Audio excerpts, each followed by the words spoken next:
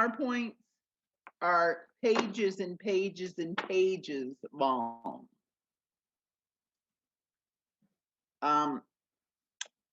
I am going to try to record this. We can't record to the cloud because HCC doesn't have enough space for everybody that's recording to the cloud. So I'm going to try to record it and put it up as a YouTube onto the website, but I don't know how that's going to work.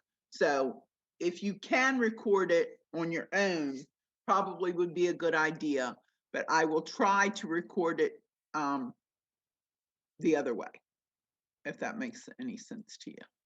Robin, are the notes in the PowerPoint that we have downloaded? They should be. Okay. They should be. I can check. They are in mine. I downloaded it as a Google Doc and I can see them. Okay. All right. So they're there. Okay. Where am I at? I'm a little fuzzy headed this morning. I've been up too long. I was grading papers at 5 o'clock this morning. La, la, la. Mental health lectures. There we go. And this is lecture number 3.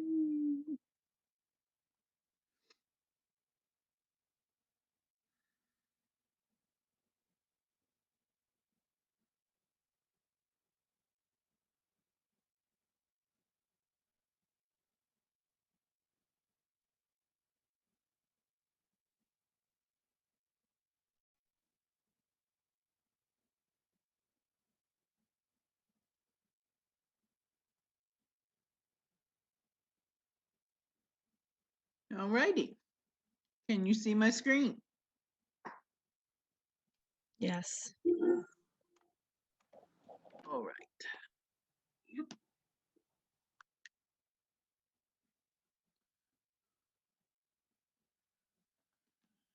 So, schizophrenia.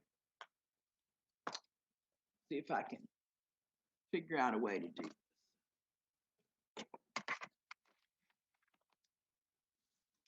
Okay. So schizophrenia is a psychotic disorder that affects thinking, behavior, and emotions, along with the ability to perceive reality.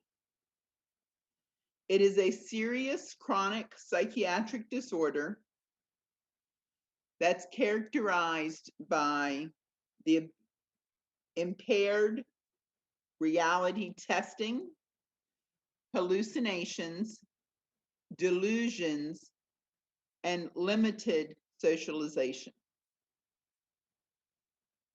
Thought disorder, that it is thought that the disorder causes hallucinations and delusions that dominate their thinking, leading to confusion and bizarre behaviors. It affects approximately 1% of the population, or 2.2 million adults in the United States. The age of onset is usually late teens, or between 25 and 35, between 25 and 35. It tends to occur later in life for women. Prevalence is the same across race, gender, and culture. Schizophrenia usually starts with a stressor, such as college. Sorry to say. The most common psychiatric disorder is schizophrenia, and it accounts for about half of all psychiatric admissions. It is a chronic disabling disorder that affects family, personal, and social life.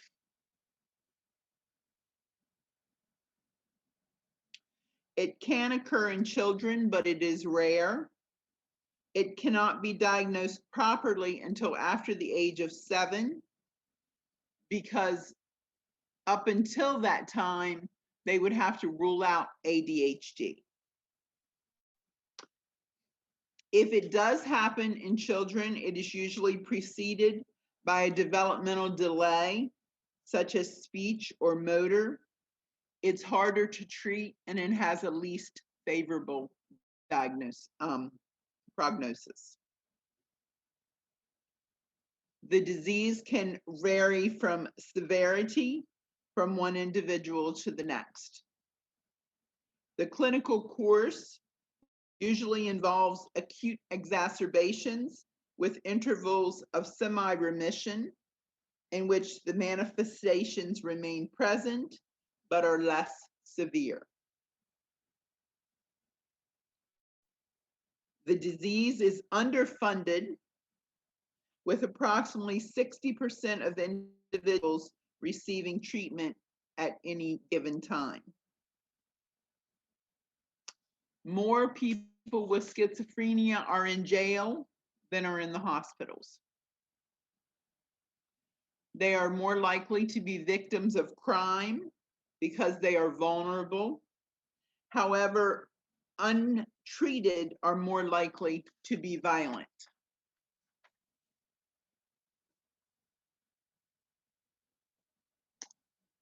So, what is psychosis? Schizophrenia is a psychotic disorder, but how is psychosis defined? It is a mental cause. It is caused by mental causes such as depression or bipolar. It can also be caused by medical causes such as drug toxicity, both legal and illegal. For example, synthetic marijuana or spice, and alcohol.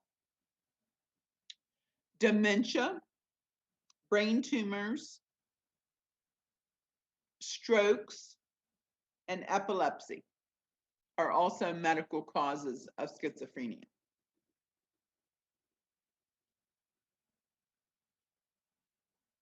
Some definitions. An illusion is a sensory stimuli that actually exists but is misinterpreted.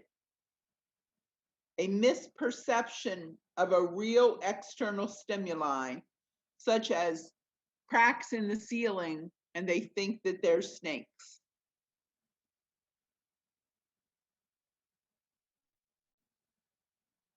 A delusion is a fixed false belief that is inconsistent with reality.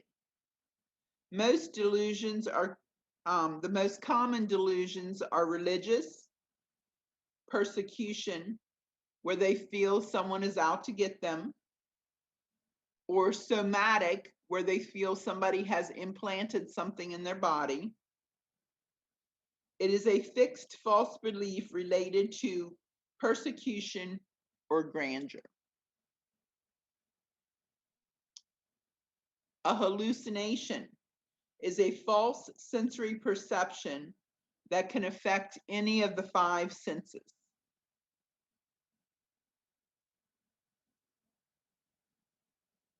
Thought broadcasting.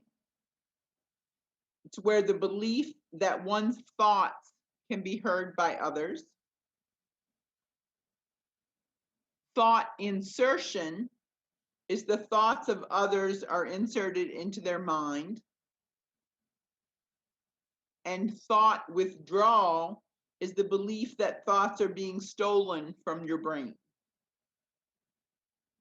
They speak in a very fragmented and disorganized manner. And they have sudden changes in topic that are vague, unfocused, and illogical, and that's called loose association. Or they have word salad, which is a jumble of unconnected thoughts and creation of new words that only have meaning to them.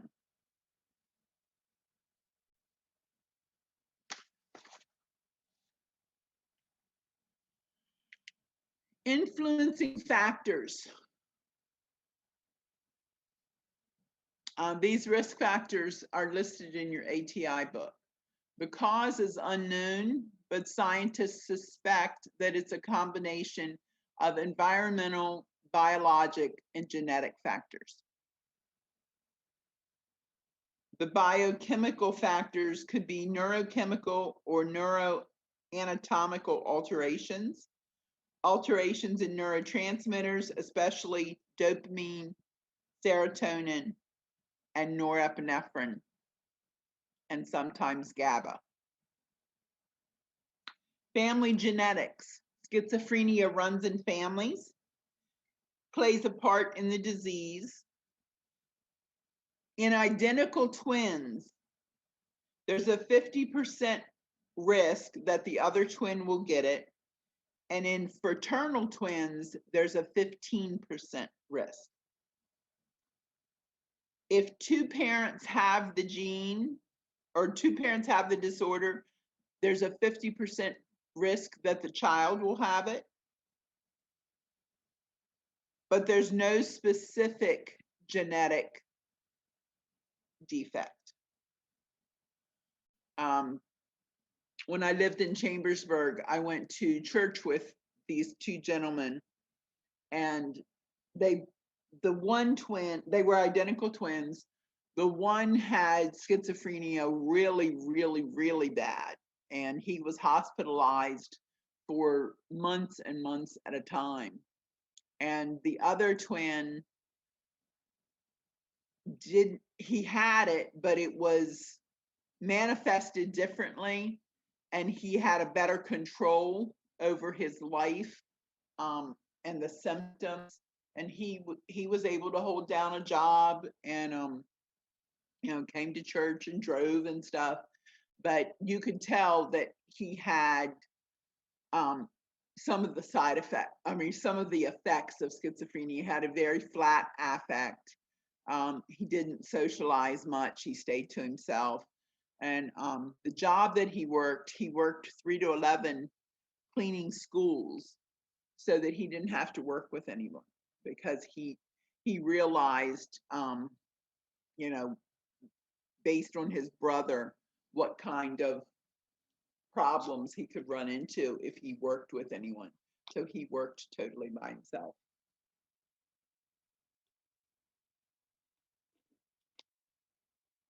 Psychological influences, they don't cause it, but they certainly can affect the relapses and the exacerbations. Stressful life events such as death, divorce, and unemployment. Low self-esteem, poor social skills, demoralization, a disruption in interpersonal relationships, lack of social support, a hostile home environment, and isolation. Environmental influences, poverty, urban environment, a virus in early infancy, a complication of pregnancy and labor, such as oxygen deprivation, preterm birth, or low birth weight, influenza virus in the second trimester, and more people that are born in the winter and early spring. Specific biological factors, overactive dopamine. There's meds that can control meds that can control the positive symptoms that have dopamine receptor blocking activity. And if you decrease the effects, it decreases the effects of dopamine, which will then help with the overactive dopamine. Serotonin modulates the levels of dopamine and affects the mood. Decreased brain volume in large ventricles, deeper fissures, and loss of development of brain tissue, overactive basal ganglia, and decreased glucose metabolism in the frontal and temporal lobes. So in this picture, you can see this is a normal brain. This is a brain with schizophrenia. So the fissures are deeper, and you can tell that there's a loss of brain tissue. The ventricles are bigger. There's more space, so there's been a loss of brain tissue. There are no specific tests to diagnose schizophrenia, but the ventricle spaces are enlarged in patients with schizophrenia. Other structural changes to the brain are reduced total volume of the cerebrum, a reduced amount of gray matter, and lower brain activity in the frontal lobe. If they do an EEG, they will have abnormal electrical activity.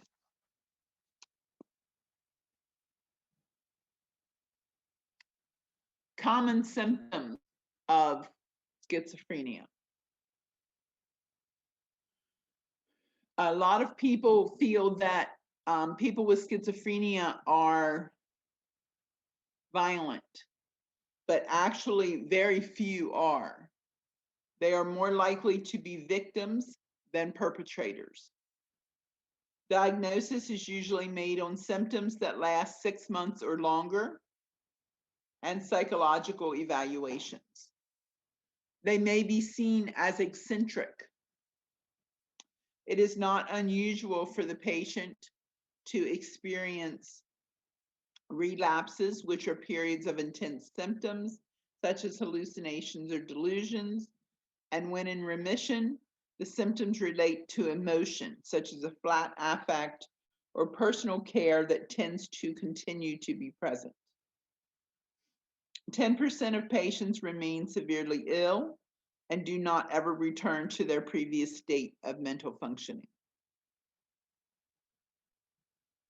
A blunted affect is a narrow range of normal expression. Disorganized speech, also known as loose association. In psychotically disorganized speech, words are not linked together based on the normal rules of the language, but are strung together based on sounds, rhymes, puns, or free associations. Speech is very difficult or impossible to understand. An example: look at the sun, bun, bun, honey bun, bun, bun, bun, bun in the oven. Can you understand that? Very hard to understand these people. An example of bizarre behavior could be walking backwards.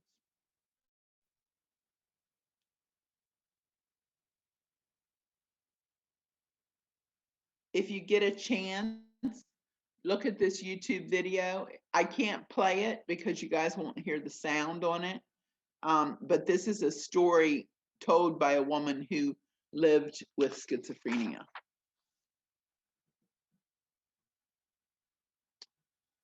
Data collection. So there's phases of schizophrenia. The first phase is the prodromal phase. It's the beginning of the illness. It occurs before the first psychotic episode. Usually begins with anxiety, an inability to concentrate, cycles of hyperactivity to inactivity, deteriorating social relationships, and they may feel as if they're losing their mind.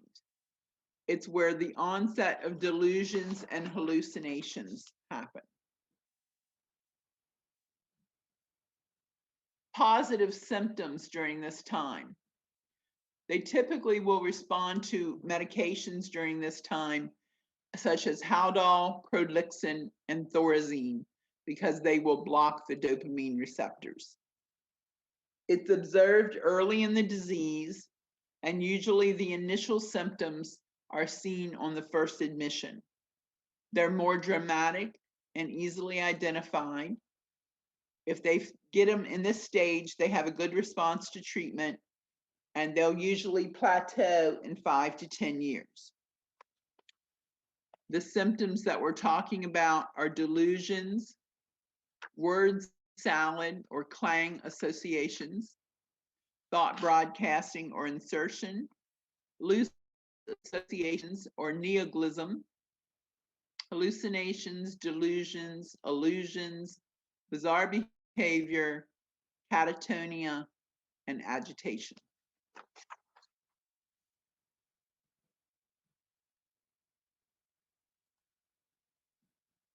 Negative symptoms indicate a more advanced disease. They respond poorly to treatment. They tend to worsen over time, and they hinder the person's ability to function. They develop slowly. They often result in isolation and withdrawal because they have an inability to interact with others in a meaningful way.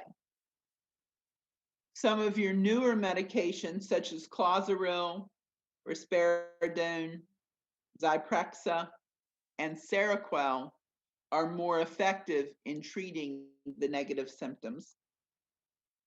They block both dopamine and serotonin, and that will treat both the positive and the negative symptoms.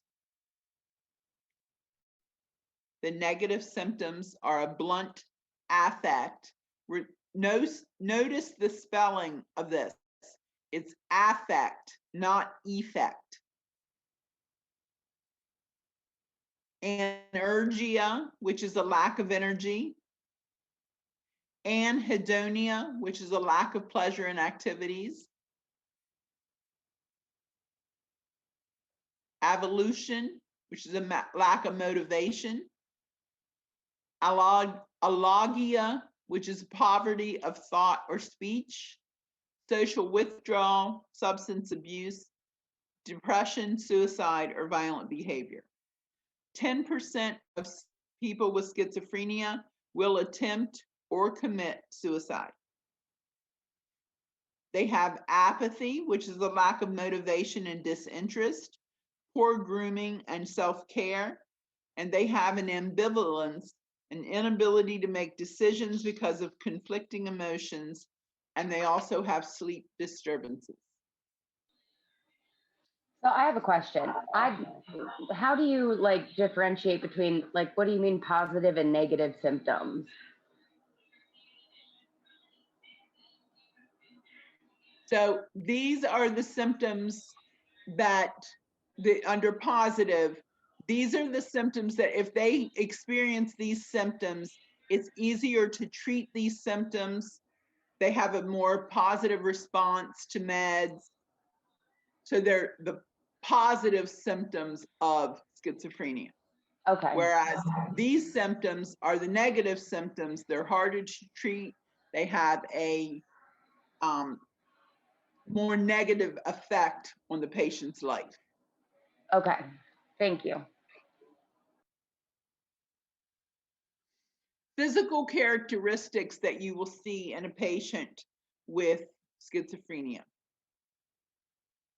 A disheveled appearance, neglected ADLs, they respond to internal stimuli, and they have a disorganized behavior. Psychotically disorganized behaviors are not goal-directed. They don't make sense in context. For example, taking one's clothes off to take a bath is sensible, but taking one's clothes off on a public bus is an example of disorganized behavior. Laughing at inappropriate times or for no reason is disorganized behavior, and adopting strange postures or freezing are catatonic behaviors. So in the next couple slides, we're going to talk about actual symptoms broken down into categories that these people have. So motor activity. They have akaphasia, which is displaying motor restlessness and muscular quivering. The client cannot sit still, It's caused by long-term use of medications to treat schizophrenia, mainly Thorazine and Haldol. Echopraxia, repeating the movements of another person. Waxy flexibility, having one's arms or legs placed in a certain position and holding that same position for hours. The positions may be bizarre and uncomfortable, but the extremities will remain in that position for long periods of time, regardless of how uncomfortable it is. For example, maintaining their arm in an outward position to take the blood pressure after the blood pressure has already been taken. Can you imagine sitting like this for hours? No, not fun. A catatonic posturing is holding a bizarre posture for long periods of time. Agitation, such as pacing and inability to sleep, loss of appetite and weight, and impulsiveness.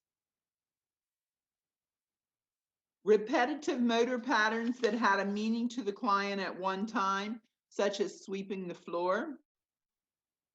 Responding in a robot-like manner. Stereotyped behavior and lack of energy. Emotional characteristics. They view the world as threatening and unsafe. Their feelings are not easily interpreted, and they have an indifference to or a distrust in the environment.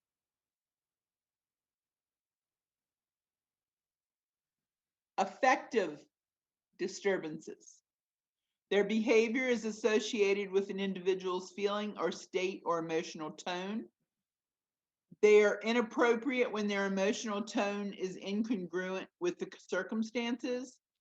And blunt or flat is where the emotional tone is very weak and void of emotional tone. So that would be like me saying, schizophrenia is a mental disturbance. Their affect is flat. Their appearance is disheveled. Their behavior is inappropriate. Can you imagine listening to me lecture like that all day? No, I would probably fall asleep.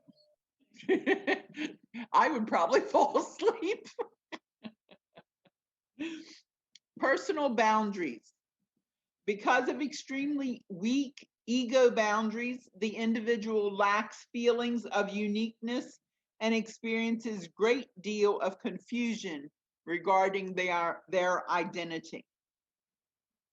Depersonalization. It is a feeling that the person has lost their identity.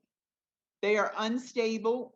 Their self-identity leads to feelings of unreality, a feeling that one's extremities have changed in size, or the sense of observing oneself from a distance.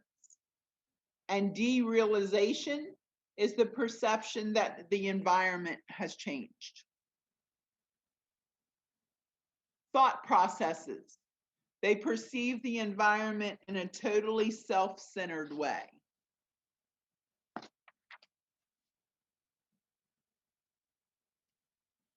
Some of the thought processes that they have. Tangentiality. The person never really gets to the point of the communication. Unrelated topics are introduced and the original discussion is lost. Circumstantiality. It's a delay in reaching the point of communication because of unnecessary and tedious details. The point or the goal is usually met, but only with numerous interruptions by the interviewer to keep the person on track. Excessive and unnecessary detail. Loose associations or flight of ideas. The ideas shift from one unrelated subject to another.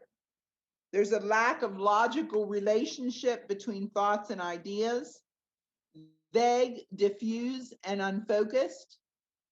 And the individual is unaware that the topics are unconnected, such as, we wanted to take the bus, but the airport took all the traffic. Driving is the ticket when you want to get somewhere. No one needs a ticket to heaven. We all have it in our pockets.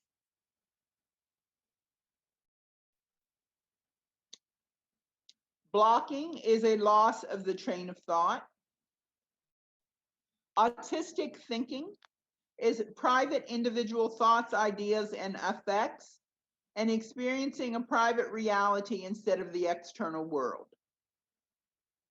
Concrete thinking is a literal interpretation of the environment, unable to explain statements such as, I'm climbing the walls, or it's raining cats and dogs. Paranoia is where they won't eat certain foods because they feel they've been poisoned.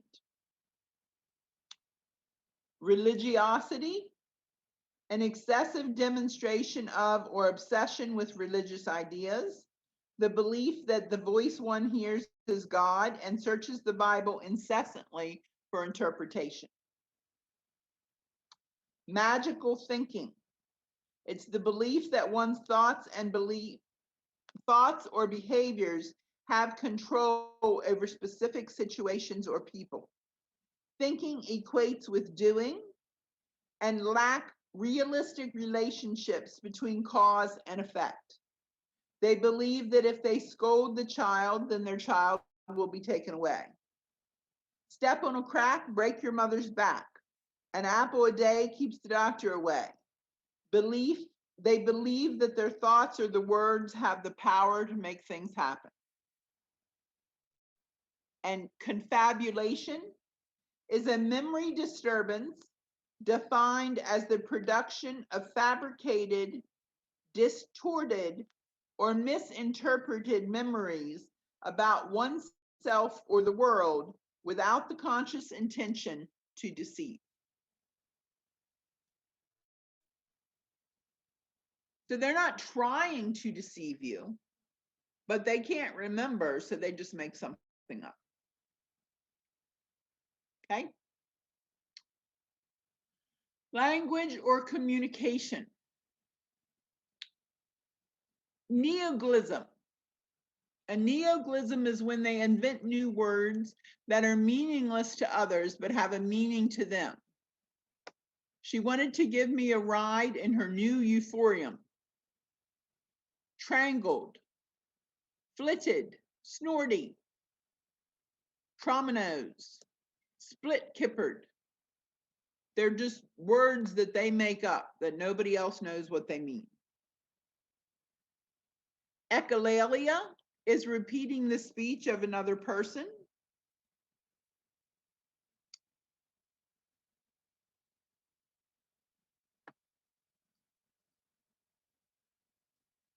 A clang association is the choice of words is governed by sounds or similar in sounds, but not in meaning.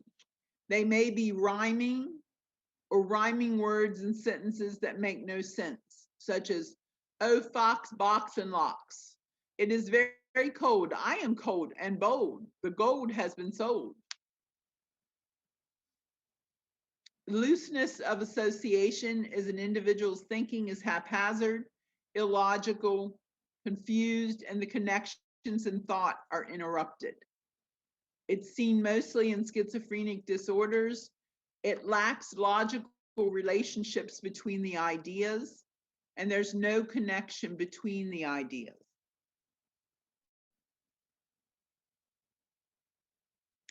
Circumstantiality.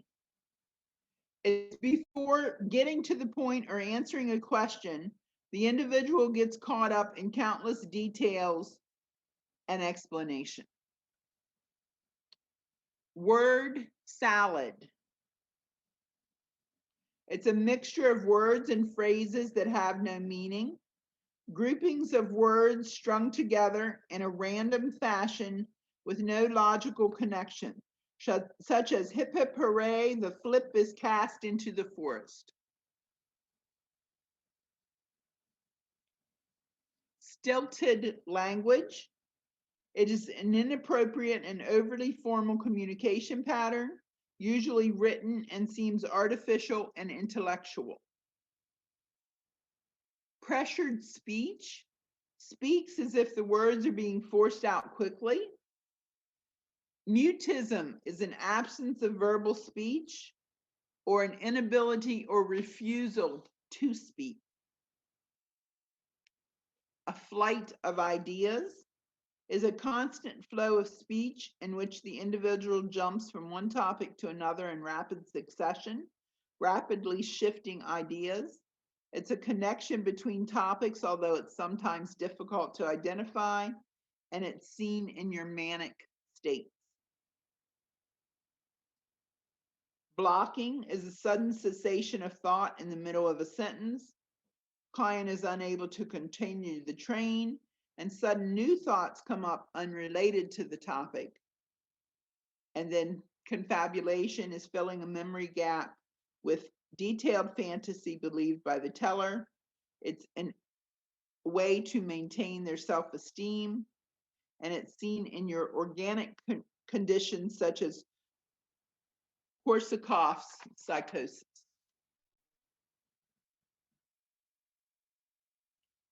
Questions about any of those symptoms?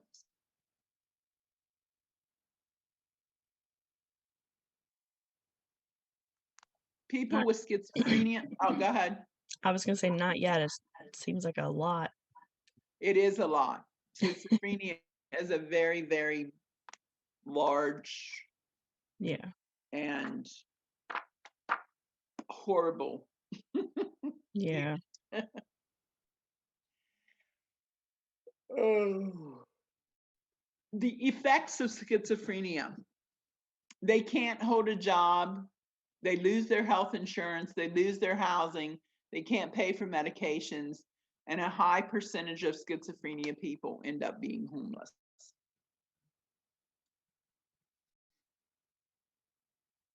Okay. Types of delusions and hallucinations. Delusions are the false belief that they hold to be true even when proof exists that the belief is false. It's inconsistent with reality.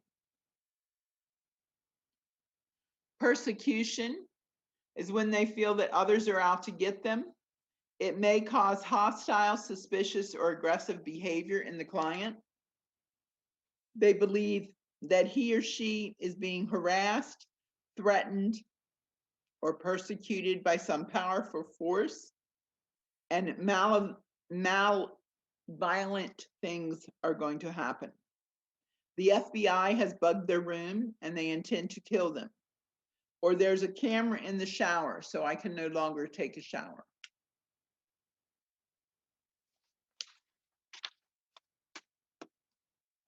Ideas of grandeur. This is where they believe that they are a very powerful and important person. They attach special significance to themselves in relation to others on the universe, and they have an exaggerated sense of self that has no basis in reality. Irrational ideas that worth, talent, knowledge, or power is immense. So maybe they think they're Jesus Christ. Maybe they think they're the president. Maybe they think they're Gandhi. Yeah, they're some powerful person. Jealousy. They have a false belief that one's partner or mate is going out with other people and that the sexual partner is unfaithful. Reference. They misconstrue trivial events and attach personal significance to them, such as they feel that there's messages being sent to them by articles in a newspaper, or the lyrics in a song are telling them to do something. Control or influence.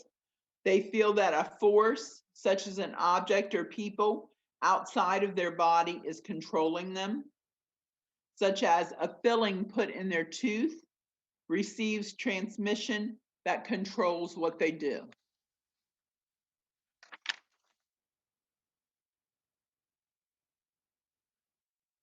Somatic. It's a false idea about the function of their body, the belief that their body is changing or responding in an unusual way that has no basis in reality. An irrational belief that they have some physical defect, disorder, or disease, such as believing that they are pregnant at 70 years of age. The doctor says I'm not pregnant, but I know I am. Growing a third arm. Erotomaniac. They believe that a person, usually of higher status, is in love with them.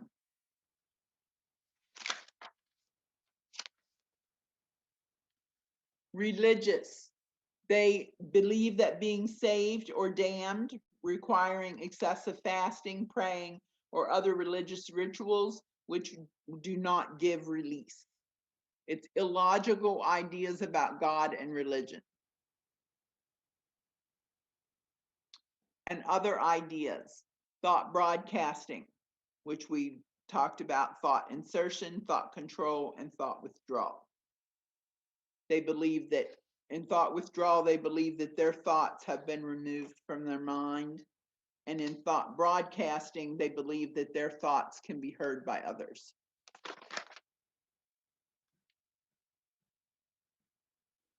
So how do we take care of these people?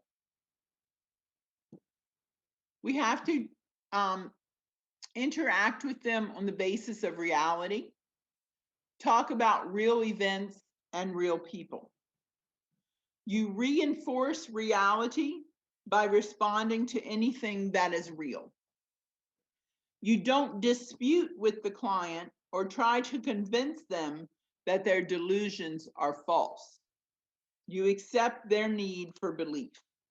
You indicate that you don't share their belief, but you don't argue or deny the belief, because that will force the client to defend their belief and adhere to it further. You want to recognize accomplishments and provide positive feedback for successes. If the client is suspicious, you might want to use the same staff, be honest, and keep your promises. Avoid physical contact, laughing, whispering, or talking quietly where the client can see but cannot hear what is being said. Do not move suddenly, touch the client, or stand in the doorway blocking the client exit.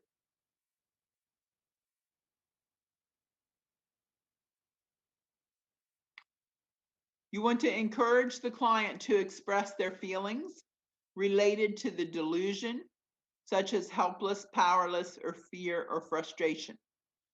Do not insist the client provide detail regarding the delusion, as that can increase their anxiety. Do not dispute with the client or try to convince the client that their delusions are false. You want to accept their need for belief. You indicate that you do not share their belief, and you recognize their accomplishments and provide positive feedback.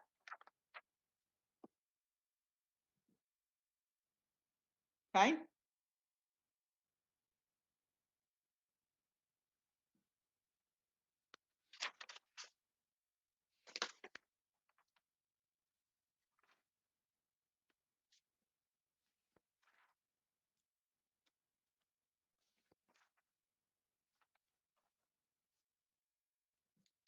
We'll go through hallucinations here and illusions, and then we'll take a little break.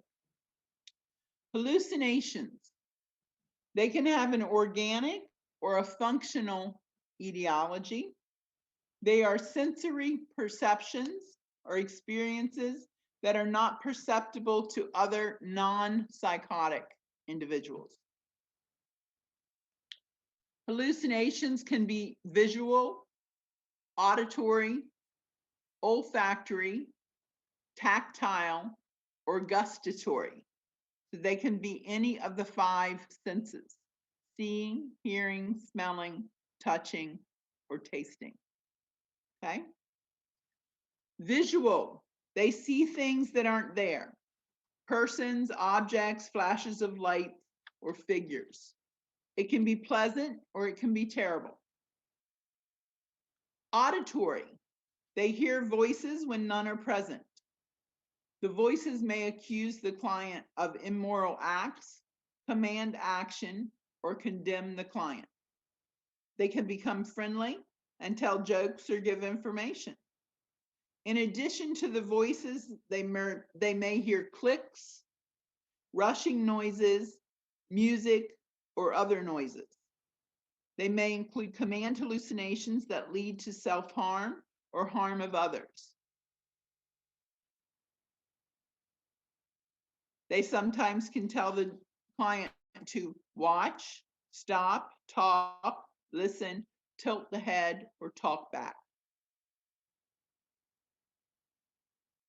Olfactory, they smell smells that aren't there, such as blood, urine, or feces. Tactile, they feel touch sensations in the absence of stimuli. Feel something on or under their skin. Formication, not fornication with an N, but formication with an M, Formication. Formication is a sensation that something is crawling on or under the skin. Gustatory is experiencing taste in the absence of stimuli.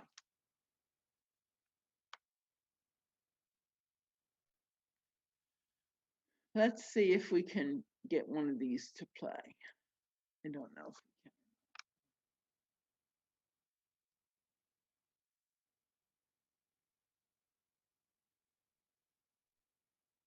can. Can you guys hear it?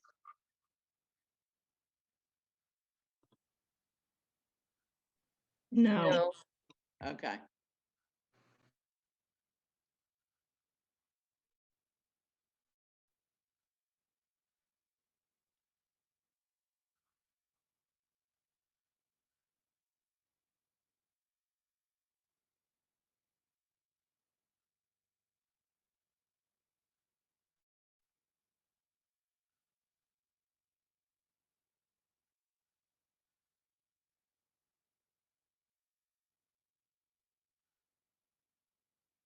Hey, stop.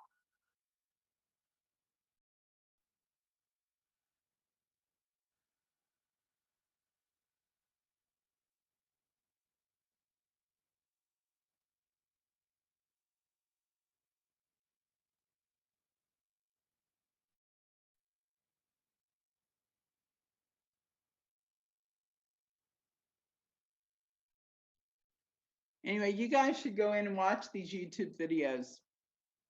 I don't know why you guys can't hear them when I try to play them.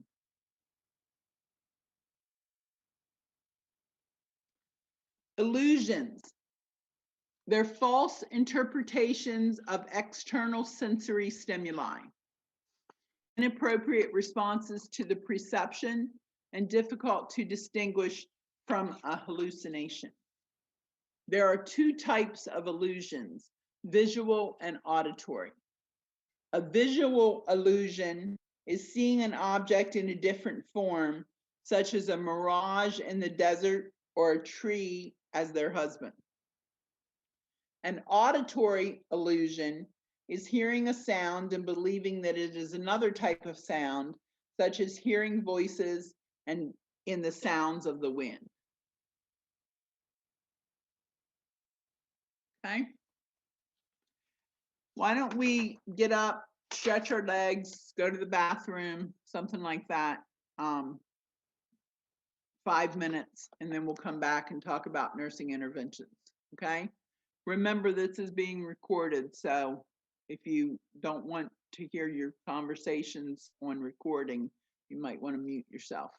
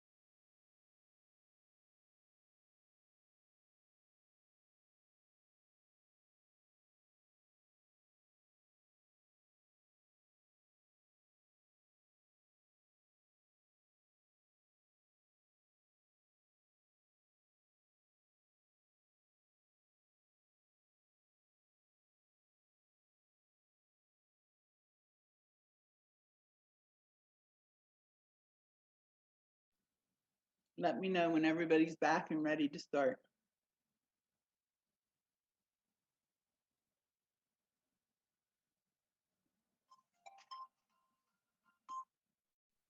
So Robin, my cousin's husband Hang has on. this. Hang on.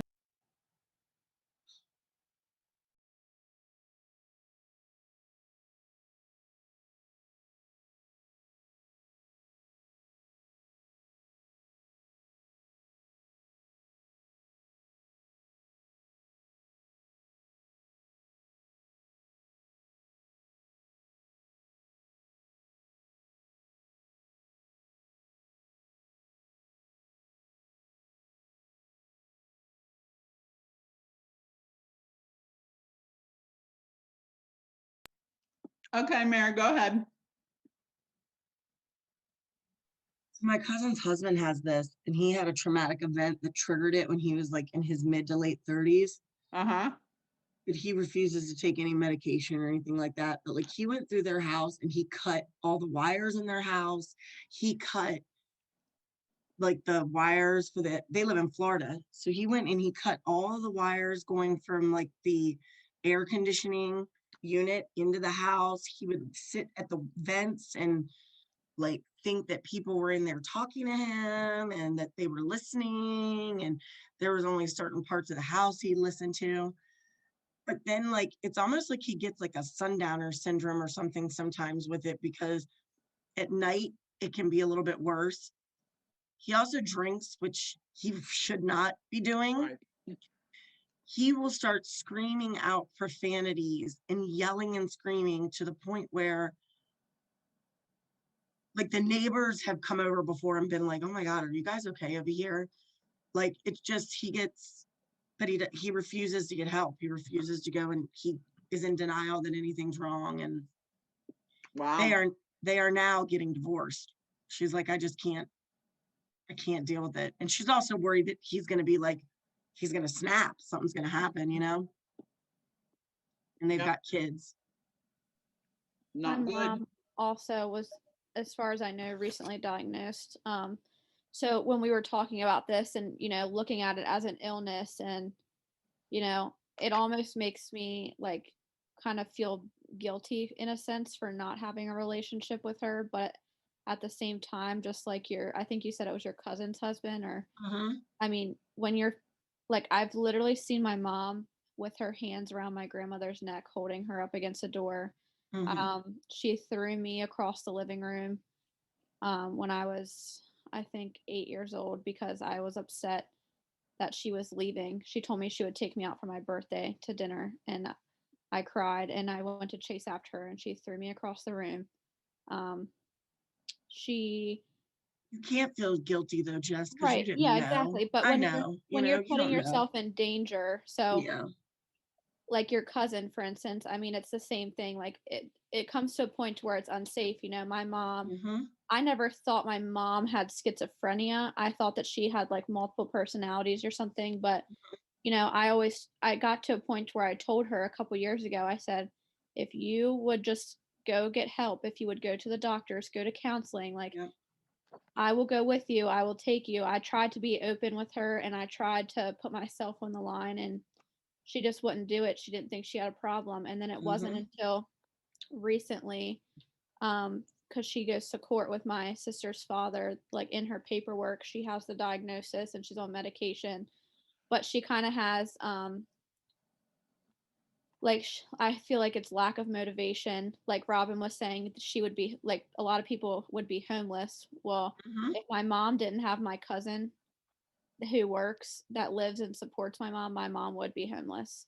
I think that's also why she's been married 8 times, because she relies on other men, and it's just it's interesting to learn about this. It is. I, It's a I, very tragic illness too. yeah. I mean, most mood disorders and most mental disorders are very sad to, because it's something that people just can't. I mean, they can help through medication, hopefully, but it's just sad how somebody could be one way one day and then the next day they're just not that person you knew anymore. I mean, the final straw for me, I remember when I stopped talking to her was she told like her recent boyfriends and a guy that she was actually engaged to, that my sisters were not her kids. Like Mm. she completely denied giving birth to them and everything. Like, she only ever claimed giving birth to me. And she said that my sister's father had an affair and just dropped the kids on her doorstep. Do So you then think she, she honestly believed that though? I don't know. I don't think so. I think it was more like personal opinion. I think it was more like a pity thing and Okay. like more for attention. But Uh-huh. um whenever my sister's dad and her got divorced, it's in their, like, literally in their papers for custody. She gave my sisters up for longer burger baskets. Like, Jeez. she gave up full custody in exchange for all the longer burger baskets that were given to them. And yeah, so It's scary. it's definitely sad. Sorry, Robin, we're taking up your time. Sorry. Okay. So tomorrow, at 12 noon? Yeah, tomorrow at 12 noon, there's a mental health talk on campus, and there's a Zoom link if anyone's interested in going to Oh, I'll be at medicals tomorrow. it. Interesting. What? Just that they would have something like that. Yeah. Maybe they're doing it to reach out because people, I mean, there's a lot of people that don't, they're having a really hard time mentally with everything that's been going on since March. Maybe they're just doing that to reach out Yeah, maybe. or just try to give people answers or show them outlets or somewhere they can, I don't know.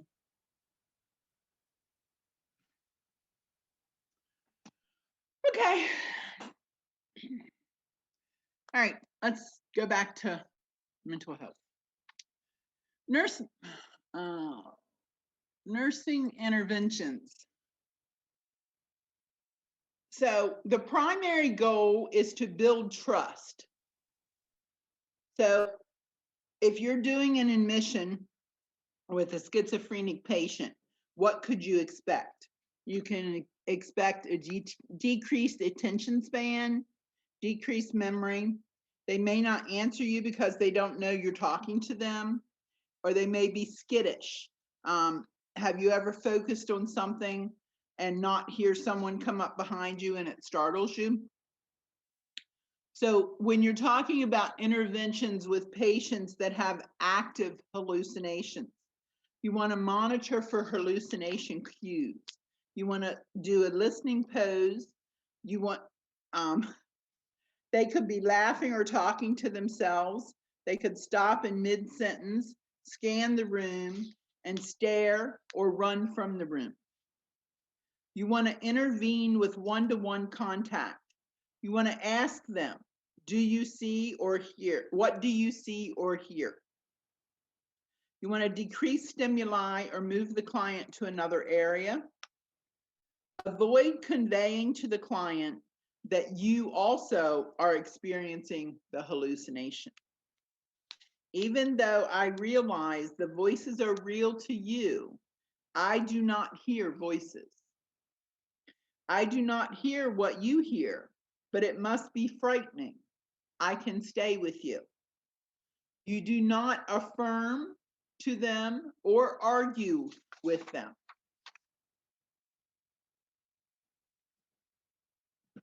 You don't move suddenly, touch, or stand in the doorway and block their exit. You want to provide orientation clues. You want to respond verbally to anything real that the client talks about.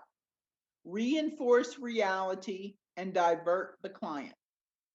You want to accept behavior and do not joke about or judge the client's behavior. Avoid touching the client. Encourage their expression of feelings.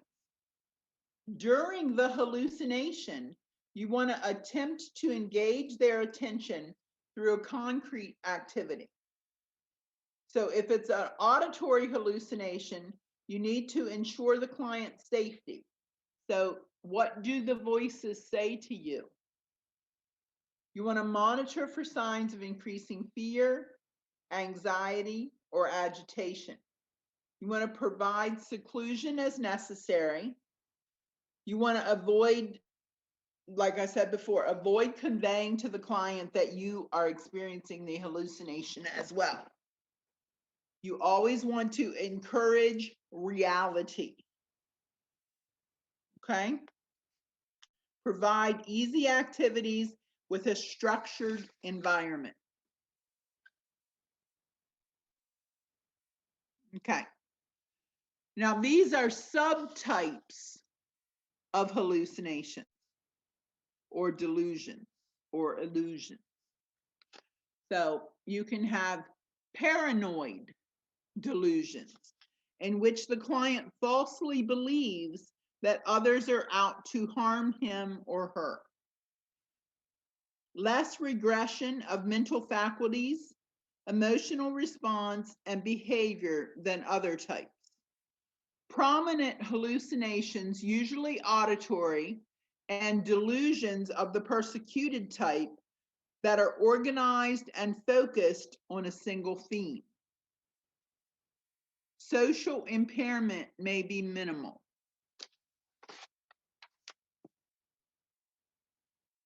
Disorganized. This type is frequently seen in the homeless population. The course is commonly chronic. The onset is before age 25. Contact with reality is extremely poor. Inability to perform activities of daily living. Personal appearance is generally neglected. Inappropriate laughter or strangely silly. Facial grimaces and bizarre mannerisms and posturing. Social impairment is extreme. And many have hallucinations, but they are less organized than the paranoid type. So these are subtypes of schizophrenia. I misspoke. So you have paranoid schizophrenia, disorganized schizophrenia, catatonic schizophrenia, undifferentiated schizophrenia,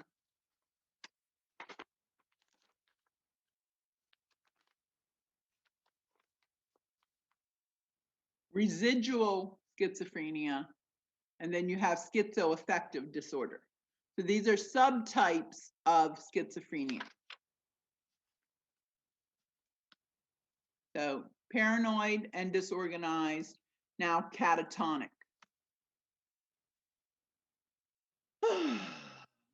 Catatonic is, they have apparently motionless resistance to all instructions or attempts to be moved. This is called negativism. Echolalia, an involuntary parrot, like a repetition of words spoken by others, can be seen in catatonic, and also echopraxia, which is a meaningless imitation of motions made by others.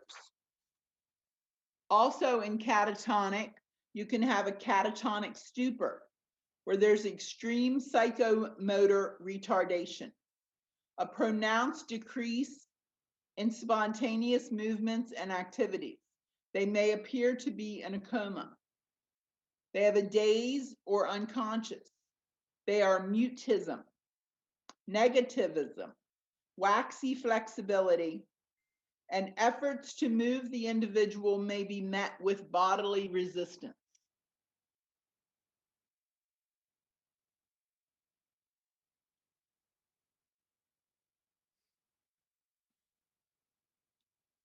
Catatonic excitement. It's a state of extreme psychomotor agitation. Movements are frenzied and purposeless, usually accompanied by continuous incoherent verbalizations and shouting. Urgently requires physical and medical control. Often destructive and violent to others. and the excitement can cause them to injure themselves or collapse from complete exhaustion.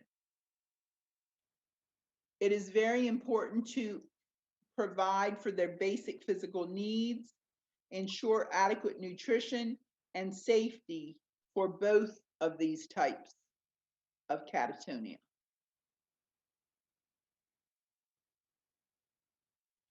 Undifferentiated. It doesn't meet the criteria for paranoid, disorganized, or catatonic, or it meets the criteria for more than one. They have disorganized behaviors and psychotic symptoms, such as delusions, hallucinations, disorganized speech, catatonic behavior, flat affect, incoherence, and bizarre behavior. The symptoms cannot easily be classified into one single type.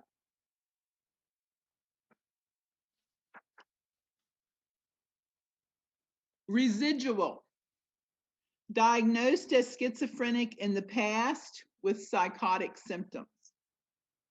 They have marked social isolation and withdrawal with impaired role functioning. They may have social isolation, eccentric behavior, impairment in personal hygiene and grooming, a blunted or inappropriate affect, illogical thinking, or apathy.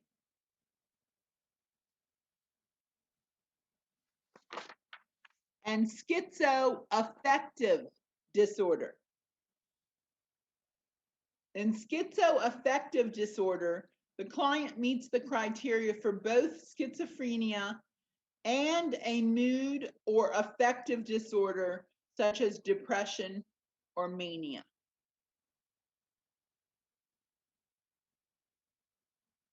They will have delusions, hallucinations, and disorganized behavior.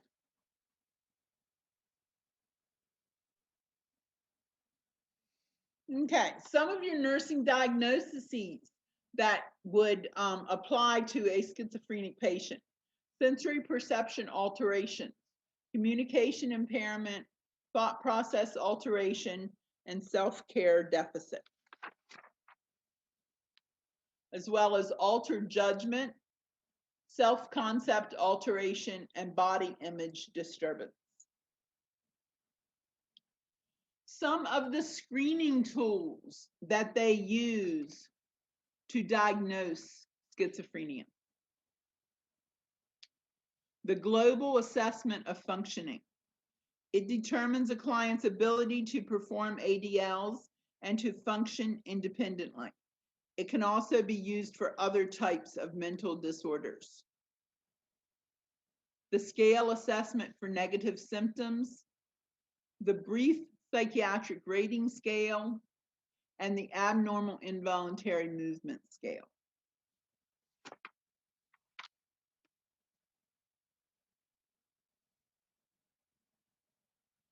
Treatment modalities: medications, life skills training, family support, community support, and education are important things in order to treat this disease. In milieu therapy, they will try to address the safety of the client. It's a structured and predictable environment. It's multidisciplinary. They collaborate with the client. They encourage socialization, and they assist with ADLs as needed. In family therapy, they determine community resources. They educate the family about the disease, and they allow the family to express feelings and help the family with coping skills. Okay?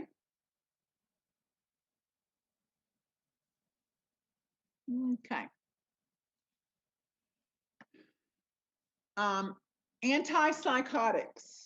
Now, we covered some of these yesterday, and so this is a little bit of a review, but we're going to cover some more today. Okay?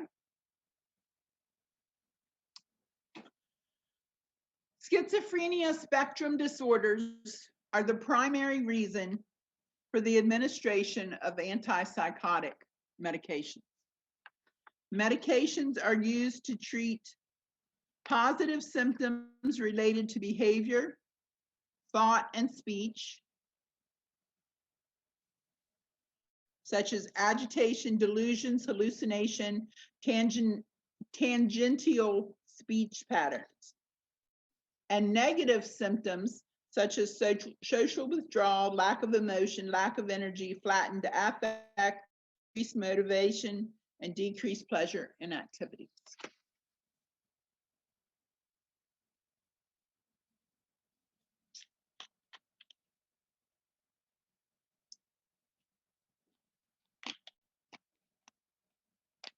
Are you guys ready to shoot me yet? I was ready a long No. time ago. Oh, you were ready a long time ago. I'm just No. Okay. No, it's just a Just a lot of lot. information Yeah, it is. taken. And once you start breaking down the PowerPoints and getting everything, and then you can, it's just a lot to take in at once. So the next 20 some slides are all based on drugs. So antipsychotics, the goal is to suppress the acute episodes, to prevent acute reoccurrence, provide for relief of hallucinations, and to maintain the highest possible level of functioning. They do not alter the underlying pathology. So they don't cure the disease. They just help to suppress the acute episodes. So your conventional antipsychotics, your first generation, are listed here.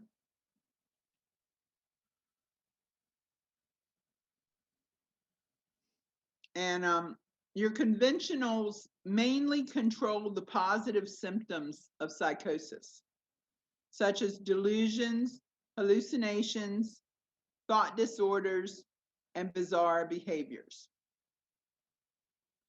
They block the excitement that is associated with positive symptoms.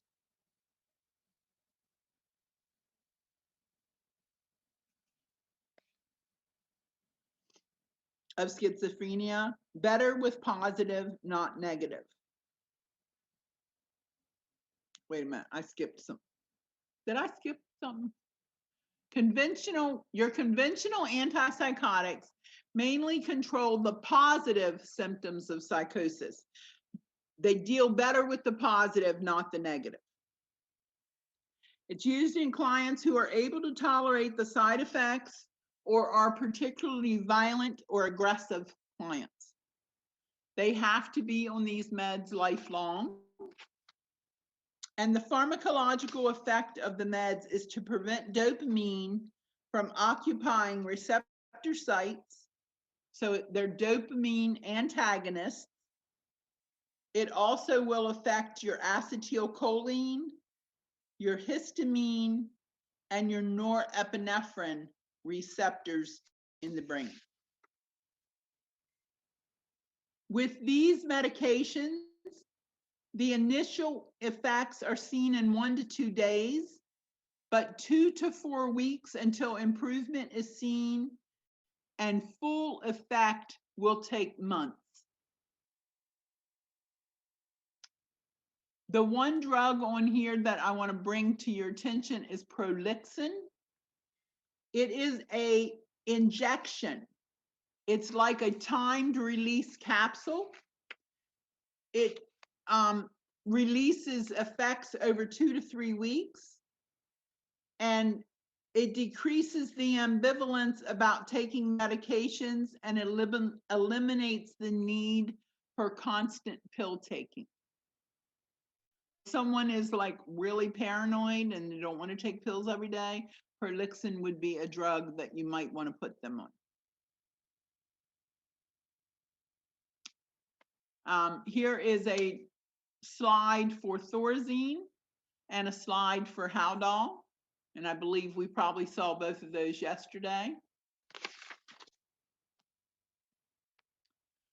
Your therapeutic uses of your conventional antipsychotics are to treat acute or chronic psychosis,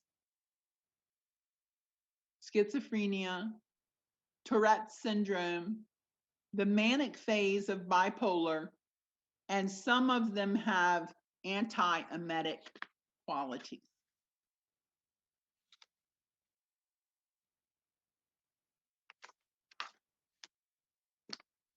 Side effects of these drugs. They have the anticholinergic side effects, the dry mouth, the urinary retention, tachycardia, blurred vision, photophobia, and constipation.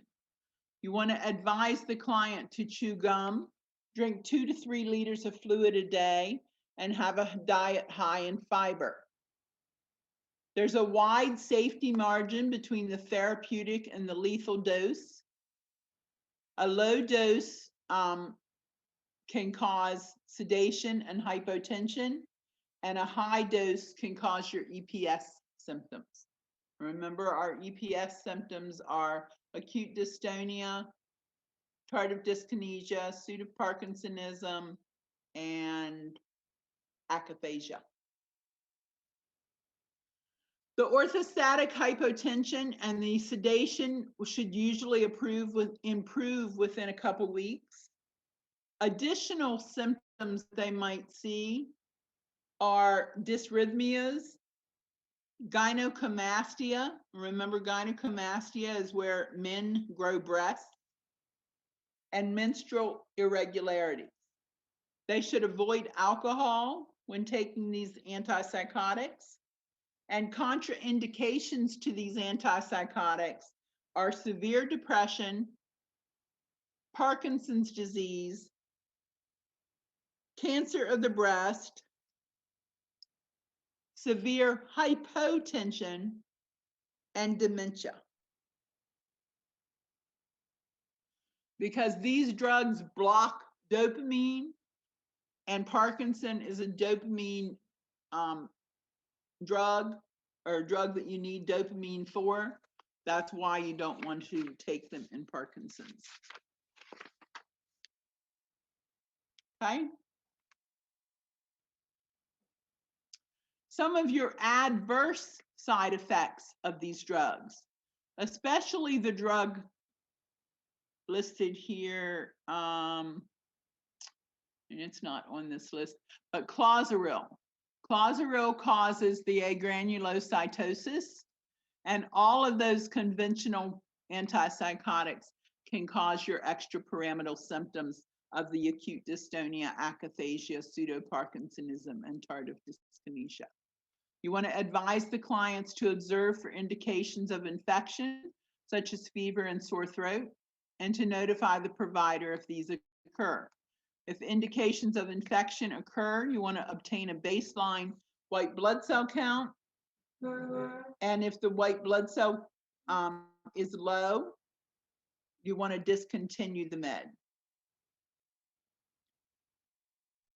Your extrapyramidal symptoms are caused by the extrapyramidal tracts of the central nervous system producing and controlling involuntary movements and affecting body posture and promoting smooth and uninterrupted movement of various muscle groups. Your extrapyramidal symptoms usually happen when the drug level is too high.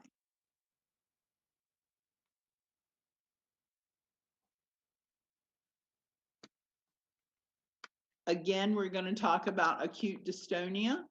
It's an involuntary, painful, severe spasm of the tongue, throat, face, jaw, eyes, neck, and back.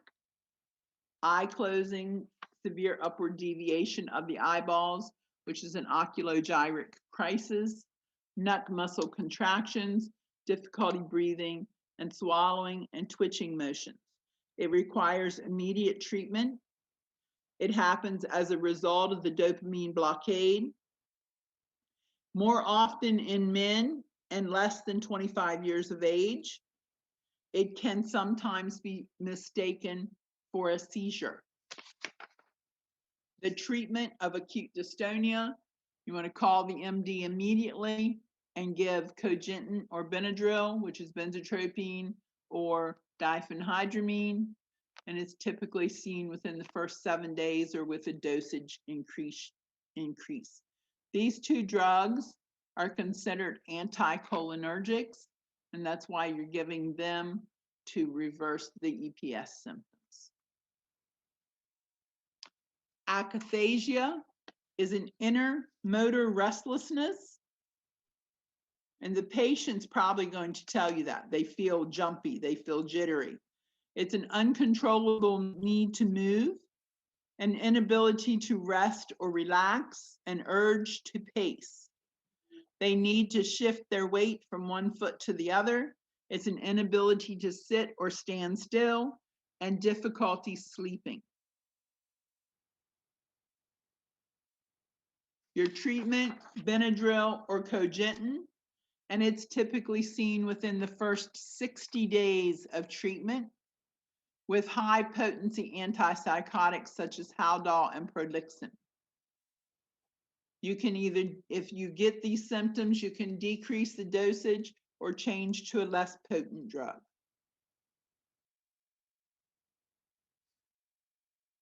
Pseudo-Parkinsonianism causes bradykinesia.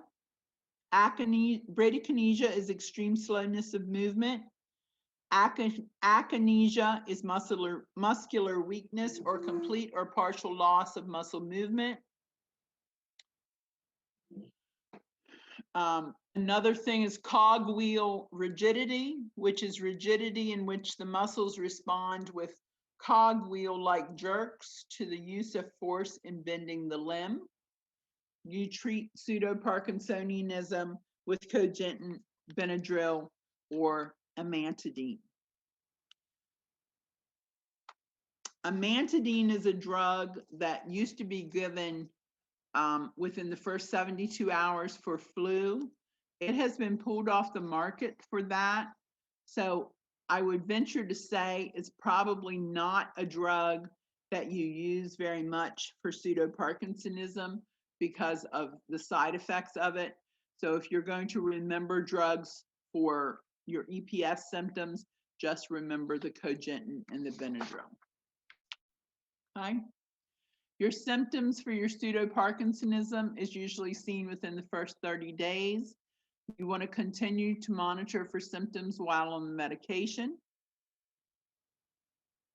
And your fourth symptom of EPS is your tardive dyskinesia, which is involuntary repetitive movements of the muscles of the face, limbs, and trunk. It's a very late EPS symptom. Symptoms of tardive dyskinesia can be tongue thrusting or writhing, lip pursing or smacking, facial grimaces or chewing movements, shoulder shrugging, pill rolling. Pill rolling is rolling like they're rolling something between their fingers, pill rolling. And rapid jerking that can occur anywhere in the body. The symptoms will stop during sleep. It's important to note that you will see this in 20 to 40% of clients who receive medication for longer than 2 years. Typically, the impairment is permanent. It requires prompt action to reduce the dosage and switch to an atypical antipsychotic. If it's found early enough and the drug is discontinued or the dosage is reduced, the symptoms can be reversed. This tardive dyskinesia can also be seen with the drug Reglan and the drug Compazine.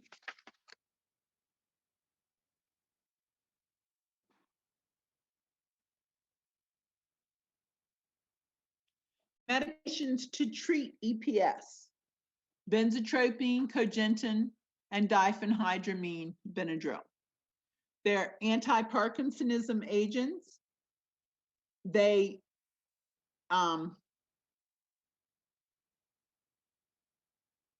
reversing the dopamine blockade.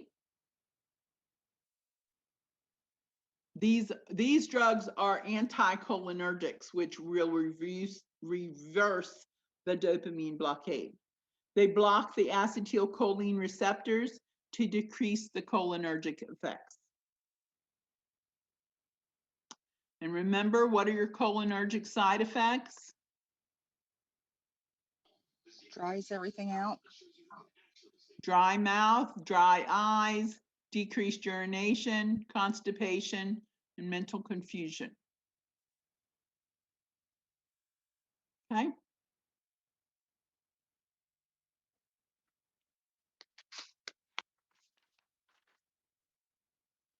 Another side effects of these drugs is your neuroleptic malignant syndrome.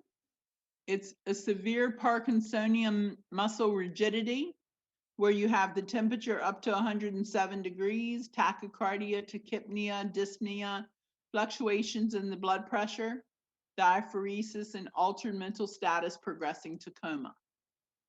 It's rare, but it's potentially fatal.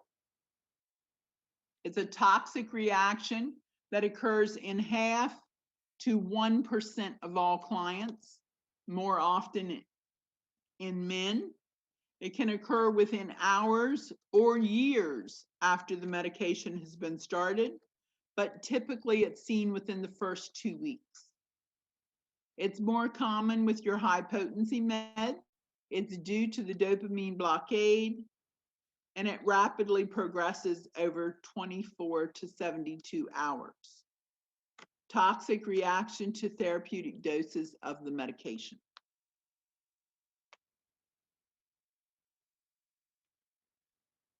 Treatment for neuroleptic malignant syndrome is to discontinue the medication immediately to give supportive care. The symptoms will last for 5 to 10 days after the medication is discontinued. Parladel, right here at the bottom, Parladel is a dopamine antagonist, and Dantrium is a muscle relaxant. Those are 2 drugs that they can use for neuroleptic malignant syndrome. You also want to reduce the fever, hydrate. You may have to give dialysis, and you may have to ventilate the patient. Would dialysis be like a one-time thing, or would that be something that they would have to do long-term? It would probably be a one-time, maybe 2-time thing to try to clear the medication from the bloodstream. That's interesting.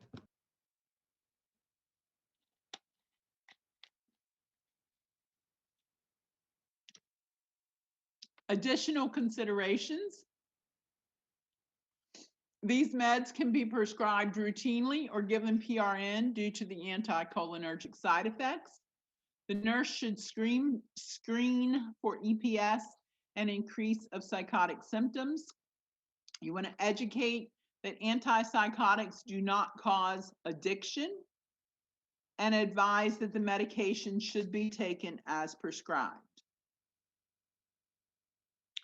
Anticholinergic side effects: dry mouth, constipation, blurred vision, dizziness, drowsiness, orthostatic hypotension.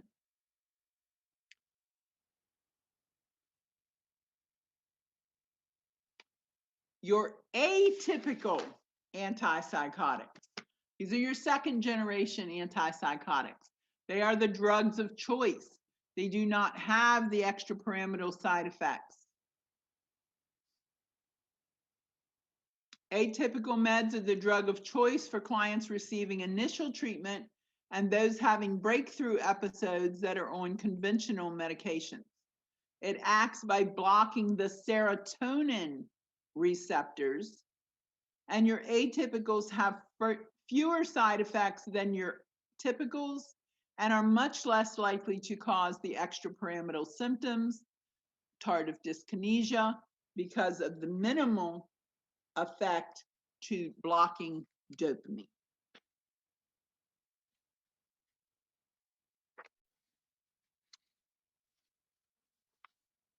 Advantages of your atypical antipsychotics: they will relieve both positive and negative symptoms.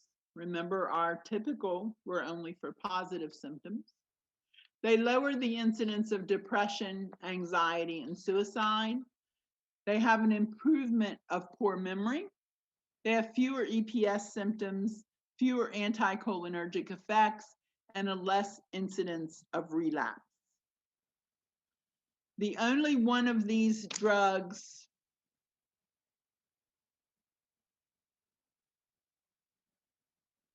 that you really have to worry about is Clozaril.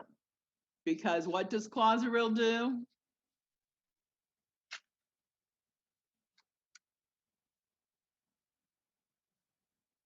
Hello? It can cause a granular cytosis. It causes a granulocytosis. It is a very nasty drug. Very nasty. Okay? So I'm going to go through some of these drugs and their side effects. Okay? Abilify. Sedation, headache, insomnia, anxiety, and GI upset.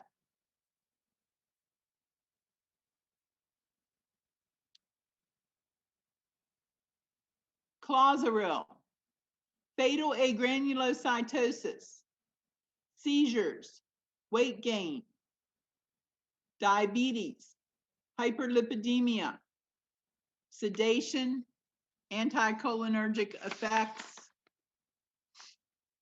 It has a low risk of EPS. It's an oral disintegrating tablet. But if the patient shows signs of having a low white count, such as infection, you need to stop this drug. The decrease in the white count will usually occur within the first 3 months. And if the white count is less than 3,000, you have to stop the drug.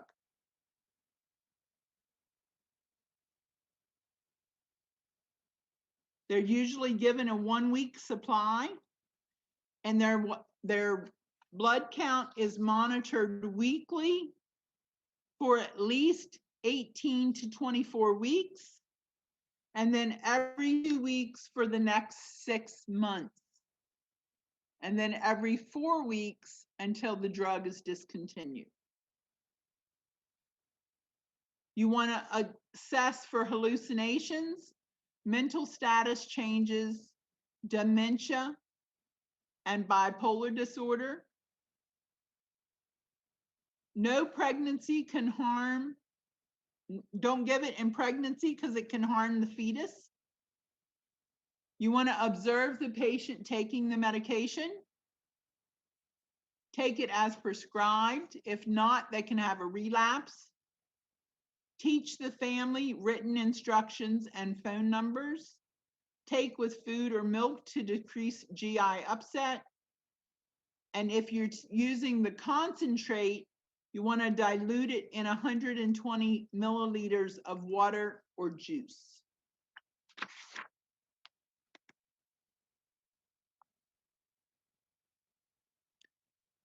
Zyprexa, weight gain, diabetes, sedation, orthostatic hypotension, anticholinergic effects. Seroquel, weight gain, diabetes, cataracts, sedation, anticholinergic effects. Risperidol, less EPS effects, no anticholinergic effects, most commonly used, no agranulocytosis, no tardive dyskinesia, and no neuroleptic malignant syndrome. Its side effects are orthostatic hypotension, insomnia, agitation, headache, anxiety, and a runny nose. Geodon, a lower risk of weight gain and diabetes, sedation, orthostatic hypotension, anticholinergic effects, EKG changes with prolonged QT waves.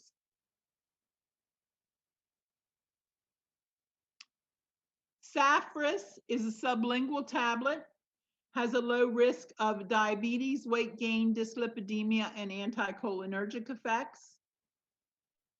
It has other adverse effects such as drowsiness, prolonged QT interval, EPS symptoms in higher doses, and temporary numbing of the mouth.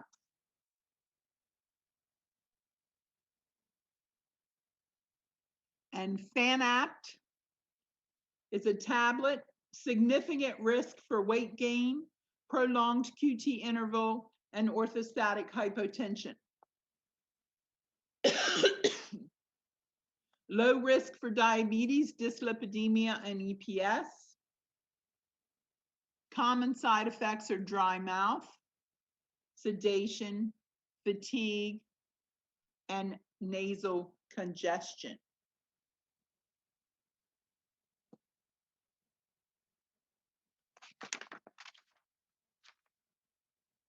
Therapeutic uses of your atypical antipsychotics. They treat both your positive and negative symptoms. They treat mood symptoms such as depression and anxiety.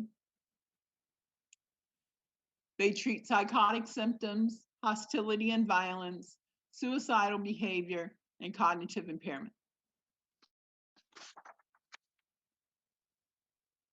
We went through the side effects of them. Basic interventions for delusions and hallucinations. You want to establish a trusting relationship, honest, supportive, and consistent. You want to encourage the expression of feelings and concerns. You want to assess for delusions and hallucinations. And you want to communicate with clear, concise statements and low stimulation. You want to understand that the client has delusions and hallucinations.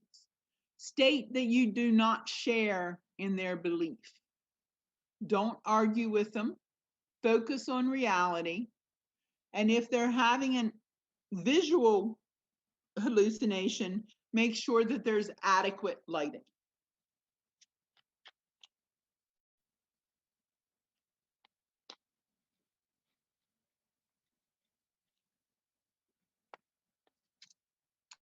You want to make sure they're in a safe environment. You want to avoid physical contact. Encourage verbalizing their feelings, therapeutic communication, support systems, and self-destructive behavior and precautions. You want to provide for ADLs. You want to promote socialization and decrease isolation. You want to set goals. Your key points. How do you respond to hallucinations and delusions? What is the behavior you'll see with schizophrenia? With your antipsychotic meds, how do you manage weight gain? What are your key side effects and adverse reactions? Think about your route of medication and teach how to take, how did you get your refills, and who to contact with questions. Know your extrapyramidal side effects and how to manage these with what medications. Okay?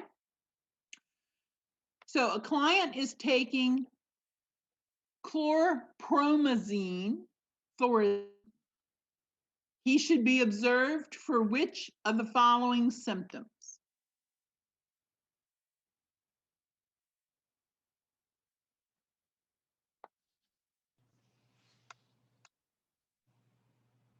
A. A, pseudoparkinsonism, That is one of your EPS symptoms. A 23-year-old pre-medical student is admitted to a psychiatric hospital in a withdrawn catatonic state. For 2 days prior to admission, she remained in one position without moving or speaking. On the unit, she continues to exhibit waxy flexibility as she sits all day. What is the first priority for the nurse in the initial phase of hospitalization?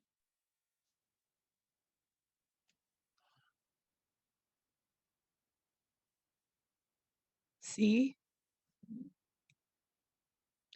Provide a warm, nurturing relationship with a therapeutic use of touch. Very good. A woman has been having auditory hallucinations. When the nurse approaches her, she whispers, "Did you hear that terrible man? He is scary." What would be the best response for the nurse to take initially? D. D. D? Yes. Okay. All righty.